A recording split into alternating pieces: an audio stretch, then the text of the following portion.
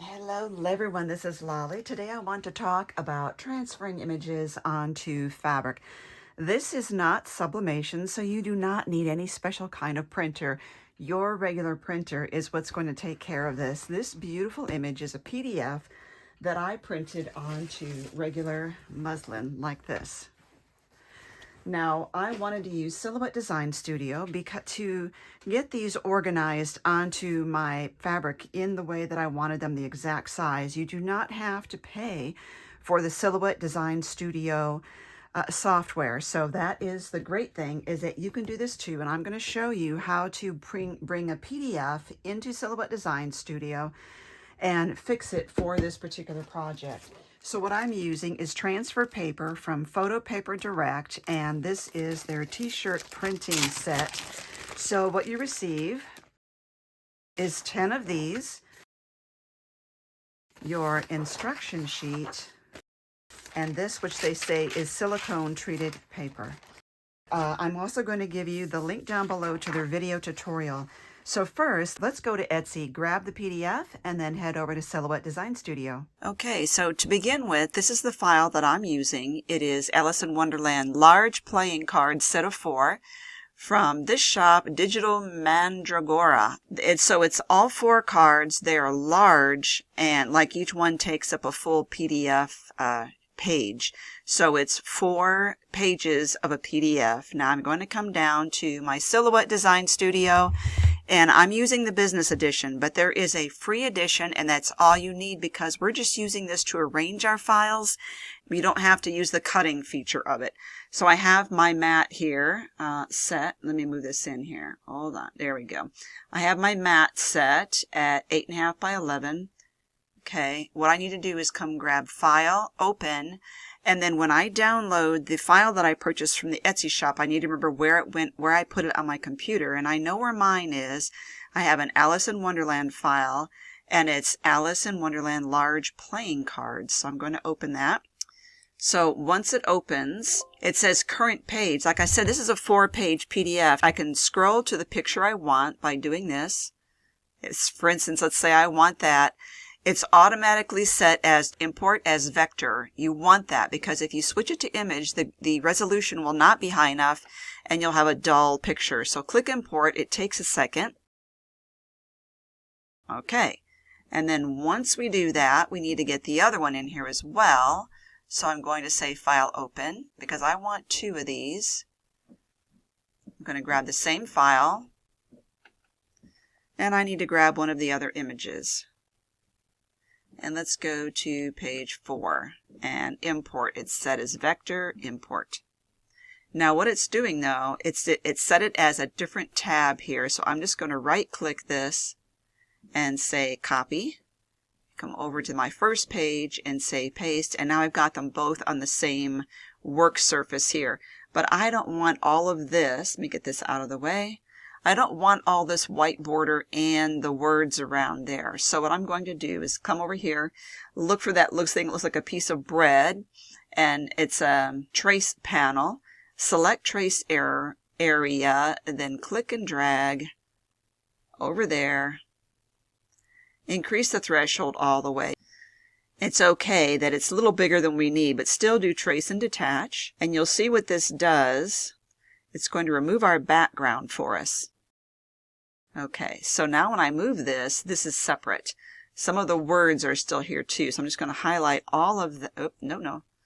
Let's move this. I'm going to highlight all of that and select delete. Now I have this beautiful playing card without all of that. So let's do the same thing to this one. Increase the threshold. This is just a fast way of doing it. Trace and detach. Okay, now I've got my card and I can grab all this and delete. Now I have these 2 beautiful cards. I need to get rid of this panel because the next one I need is going to be this transform panel. I'm going to move this over here. But again, this is because I have the business edition. I can do some of these features. What I want to do is I'm going to select one and select this right here, ratio. I want to make sure this is locked. And I'm going to choose 4.5 inches, tab, and then this will automatically correct the height. Same thing with this one. Okay, now I have these two cards. I'm going to highlight them both. Right click and say flip horizontally. Now what we've done is we've created a mirror image, because when we print this out on that paper, the printing would be backwards. So now because we start backwards and it's going to flip them over, it will read correctly. I also need to highlight these and go up the top. Object, rotate 98 degrees. Doesn't matter whether it's clockwise or not. And now we have this beautiful page here. What I notice is that because it's moved a PDF over, what it does is it changes the dimensions of my media or my mat. So I'm putting that back to 8.5 by 11 again. Nope, 11. Because I want to see how this is really going to print. Now, one of the things you can do is to just grab a line here and hit shift while you draw, so it draws straight. And I know that this is 1, 2, 3, 4, 5. And if I put this right in the middle, that's about 5.5 or half of this here. And so that tells me when I print this where the center is. I know that I'm going to be stitching right along this middle, and if I bring these cards too close, I think you're going to not really see a whole lot of my image right in the crease. So I'm going to bring these out like this. I don't really need these anymore. I was just showing you. Let me delete that. So what I'm doing with these, I think this is about what I want. So I'm going to highlight, grab that transform panel, center them left and right. Right click them, hit group so that they travel together as a set now. But now I'm going to hit this, which centers them right in the middle of my media. Now this t-shirt transfer paper said to print on all your regular printer settings as regular paper and regular resolution. So when we hit File, Print, the standard, okay, print again, and now it's looking for your printer. You don't have to change your preferences. You don't have to change them at all. And I did exactly what it said, normal printing. You just select OK or print after you put the printer, the t-shirt transfer paper in your printer facing the right way. And if you don't know which side yours prints on, you need to test and play around with regular paper. So here's where we would hit print and go to our printer and get it out of the tray. Okay, so once you print this, and I love it that you can use your regular printer settings, this is what it's going to look like when you put it in your printer. Once you have that printed, you need to get a hard surface, not your ironing board, if you don't have a heat press. And by heat press, I don't mean Cricut Easy Press. I mean a heat press with the big handle and the lock-in pressure. That or your regular iron, and I used my regular iron. You can use a Cricut Easy Press, but they don't give you instructions for that necessarily. So once you have that printed and your design is on this side, using a hard surface, protect it as your surface from the heat. I used 2 sheets of cardboard that were nice and flat. Lay your fabric onto your surface. Now I'm just going to leave this folded here. I press this off, heat your iron. It says preheat it for like 5 to 7 minutes. And the first thing you need to do when you have your image printed on the paper is to trim around the image and then put those images here and press around them. This leaves a little bit of a sheen and firmness, kind of stiffness around wherever it is on your fabric. And if you don't want your entire fabric covered with that, like I have here, you will want to trim around your image and then on the paper and then iron it onto your fabric. I wanted it all looking the same here, so there's no demarcation for when that ends. You can see right here on this video where I show the end of the transfer itself. You can see it's a semi-gloss almost. It's just the slightest bit of gloss. So if you don't want that, trim your image first. Lay your images down, and when you start pressing, you're going to have to put pressure on this. So I got on top of it and I pushed down, leaning down onto it.